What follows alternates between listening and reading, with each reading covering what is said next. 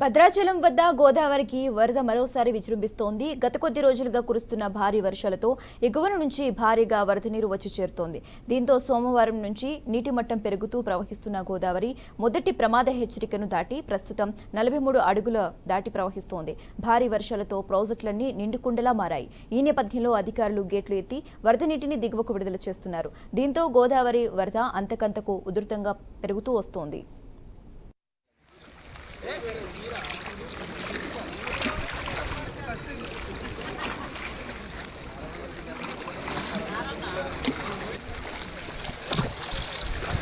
బయట హోటల్కి మన కంట్రోల్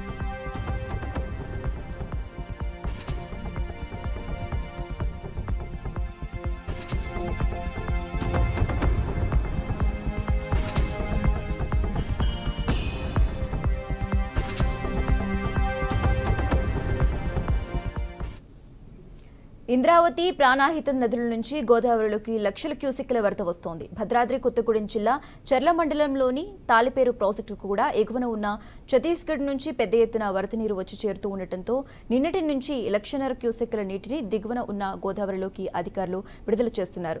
భద్రాచలం వద్ద గోదావరి ప్రవాహం 43 అడుగులు దాటడంతో అధికారులు మొదటి ప్రమాద హెచ్చరికను జారీ చేశారు. 48 అడుగులకు చేరుకుంటే రెండో ప్రమాద హెచ్చరికను కూడా జారీ చేసే అవకాశం ఉంది.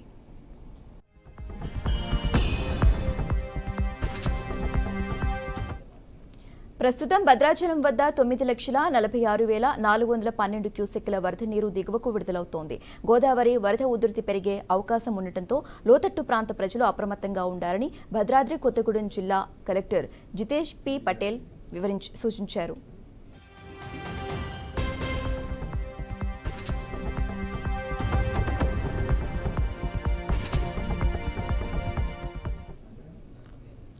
ఇక ఇదే అంశానికి సంబంధించి మరింత సమాచారం మా ప్రతినిధి రాజేష్ అందిస్తారు. Rajesh, thank you. తెలంగాణలో గత 10 రోజులుగా కురుస్తున్న భారీ వర్షాలతో అటు ఎగువన కురుస్తున్న వర్షాల కారణంగా భద్రాచలం వద్ద మరోసారి గోదావరి ఉగ్రరూపం దాల్చింది.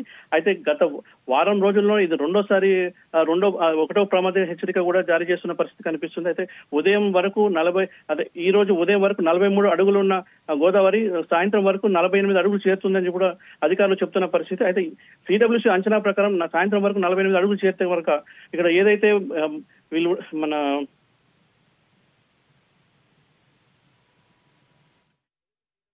అంచనా ప్రకారం ఈ రోజు సాయంత్రం వరకు 48 అడుగులు చేరుతుంది. అయితే ఇప్పటికే యంత్రాంగం కూడా ఎవరైతే